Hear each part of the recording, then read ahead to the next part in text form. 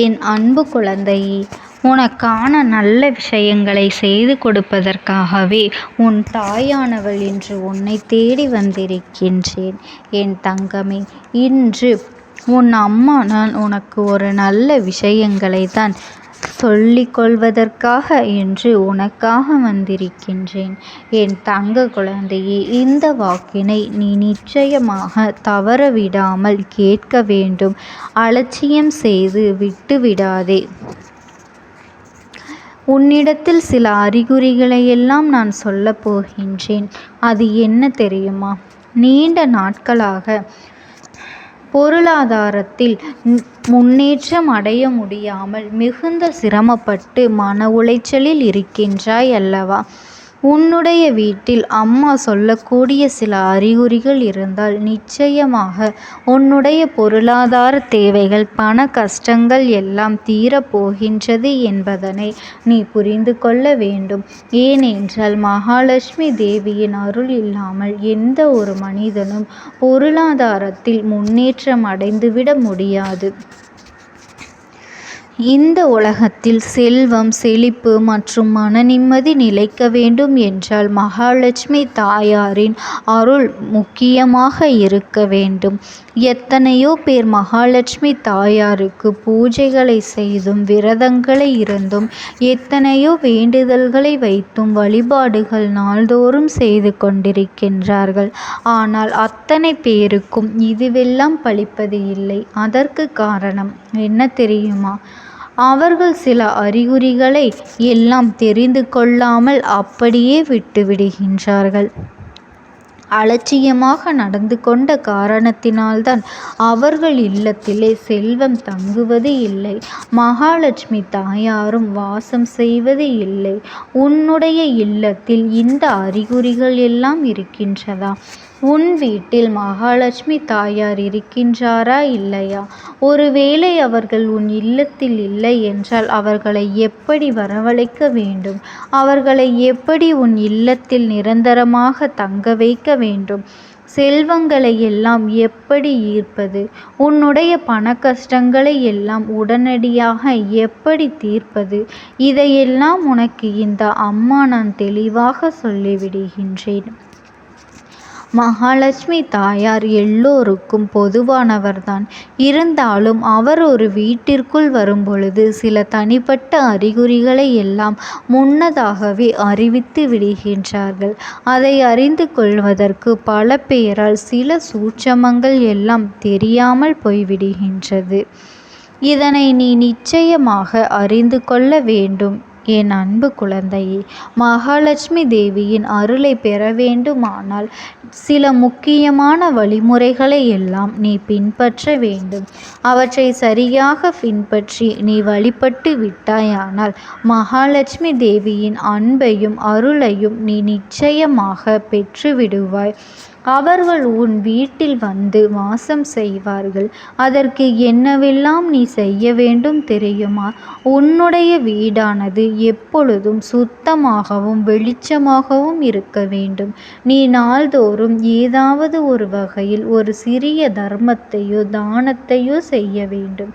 அது மட்டுமல்ல, லட்சுமி தேவியின் அருளை கவரும் வகையில் உன்னுடைய வீடானது எப்பொழுதுமே மகிழ்ச்சியாக அமைதியான சூழலில் இருக்க வேண்டும். வீட்டில் புத்துணர்வு தரக்கூடிய வாசனைகளால் நீ நிரம்பி இருக்க வேண்டும். அது மலர்களாகவோ அல்லது துளசி, ஏலக்காய் போன்ற வாசனைகளோடவோ மற்றும் ஊதுபத்தி, சாம்பிராணி போன்ற நேர்மறையான விஷயங்களை நீ நாள்தோறும் செய்ய வேண்டும். அதோடு உன் வீட்டில் மங்களகரமான இசையும் தெய்வீகமான பாடல்களையும் நீ ஒலிக்க செய்ய வேண்டும். நீ நேர்மையாகவும் ஒழுக்கமாகவும் நடந்து கொண்டு உண்மையான பக்தியை செலுத்தினாய் என்றால் நிச்சயமாக உன்னுடைய வாழ்க்கையில் எந்த ஒரு பண கஷ்டங்களும் சங்கடங்களும் வராது. யாருடைய வீட்டில் பெண்களுக்கும் குழந்தைகளுக்கும் முதியவர்களுக்கும் மரியாதை தருகின்றார்களோ அங்கேதான் மகாலட்சுமி தேவி வாசம் செய்வாள். அவர்களது வருகைக்கு முன் இல்லத்தில் இருப்பவர்கள் ஒருவித புத்துணர்ச்சி உண்டாகும் என்பதனை நீ மறந்துவிடக்கூடாது. ஒவ்வொரு மனிதனும் தன்னுடைய வீட்டில் லட்சுமி தேவி வசிக்க வேண்டும் என்றுதான் விரும்புகின்றார்கள். ஆனால் அவர்களுக்கு முன் சில அறிகுறிகளையும் குறிப்புகளையும் தெய்வம் கொடுக்கத்தான் செய்கின்றது. இந்த அறிகுறிகளும் குறிப்புகளும் உன்னுடைய வீட்டில் தென்படுகின்றது என்றால் நிச்சயமாக லட்சுமி தேவி உன்னுடைய வீட்டிற்கு வரப்போகின்றாள் என்பதனை நீ புரிந்து கொள்ள வேண்டும். என் பிள்ளையே, முதல் அறிகுறி, உன்னுடைய இல்லத்தில் தேனி ஒரு கூட்டை கட்டினால் அது மகாலட்சுமி தேவி வீட்டிற்கு வருவதற்கான மிக முக்கியமான அறிகுறியாகும். அதனால் சில காலம் கழித்து உன்னுடைய பொருளாதார நிலை மேம்படும். பணம் தொடர்பான பிரச்சனைகள் எல்லாம் தீர்ந்துவிடும். இரண்டாவது அறிகுறி, பசுவினை பசுங்கன்றோடு பார்த்தால் மிக மிக நல்லது. பசுவானது லட்சுமி தேவியின் அம்சமாக கருதப்படுகின்றது அல்லவா? நீ செல்லும் பாதையில் ஏதாவது ஒரு பசுவை பார்த்தால் கூட அது உனக்கு நல்ல அறிகுறி என்பதனை மறந்துவிடக் கூடாது. உன் வீட்டில் நீ பசுவினை வளர்த்தால் அது உனக்கு மன நிம்மதியையும் செல்வ வளத்தையும் எப்பொழுதும் கொடுத்து கொண்டுதான் இருக்கும். மூன்றாவதாக, புறாவை தவிர மற்ற பறவைகள் ஏதேனும் உங்கள் வீட்டில் கூடுகளை கட்டினால் அல்லது பறவை முட்டையிட்டால் அது மிகவும் புண்ணியமாகும். உன் வீட்டில் பறவைகள் கூடு கட்டினால் அதை அகற்றக்கூடாது. ஏனென்றால் அது உன் இல்லத்திற்குள் நேர்மறையான ஆற்றலை கொடுக்கக்கூடியது மற்றும் உன்னுடைய வருமான ஆதாரங்களை அதிகமாக்கி தரக்கூடியது. உன் வீட்டில் பறவை கூடு கட்டி அதில் முட்டையிட்டால் அது உன் வீட்டில் குழந்தை பிறக்கும் என்பதனை உணர்த்துகின்றது. சாதாரணமாக ஒரு குருவி உன் வீட்டில் பால்கனியிலோ அல்லது ஜன்னலிலோ கூடு கட்டினால் அது நல்ல அறிகுறியாகும். மகாலட்சுமி அருள் அதன் கைகளிலிருந்து வருவதாக நீ புரிந்து கொள்ள வேண்டும். இதுவெல்லாம் உனக்கு எதிர்பாராத வகையில் பணத்தை ஈர்ப்பதற்கான ஒரு வாய்ப்பினை ஏற்படுத்தி கொடுக்கும். மற்றொரு அறிகுறி என்ன தெரியுமா? உன்னுடைய வீட்டில் கருப்பு எறும்புகளின் கூட்டத்தை பார்ப்பது மிகவும் மங்களகரமாக கருதப்படுகின்றது. ஏனென்றால் கருப்பு எறும்புகள் அவ்வளவு நன்மையான விஷயம். கருப்பு எறும்புகளின் கூட்டத்தை நீ கண்டால் அவர்களுக்கு நீ தீங்கு செய்ய வேண்டும். மாறாக மாவு அல்லது சர்க்கரை போன்றவற்றை சாப்பிடக் கொடு. கருப்பு எறும்புகளின் கூட்டம் மகாலட்சுமி தேவியின் மீது அன்பினை கொண்டது மற்றும் ஆசீர்வாதங்களை கொண்டது. இதெல்லாம் உன்னுடைய வீட்டில் இருக்கின்றதா என்று நீ சோதித்து பார்க்க வேண்டும். அதோடு என் தங்கமே, 3 பல்லிகள் ஒன்றாக இருக்கின்றதை கண்டால் அதுவும் மிக மங்களகரமானதாக கருதப்படுகின்றது. குறிப்பாக சூரிய அஸ்தமனத்திற்கு பிறகு 3 பல்லிகள் ஒன்றாக இருந்தால் அது மகாலட்சுமி தேவியின் வருகையை உனக்கு உணர்த்தக்கூடிய அறிகுறி என்பதனை நீ புரிந்து கொள்.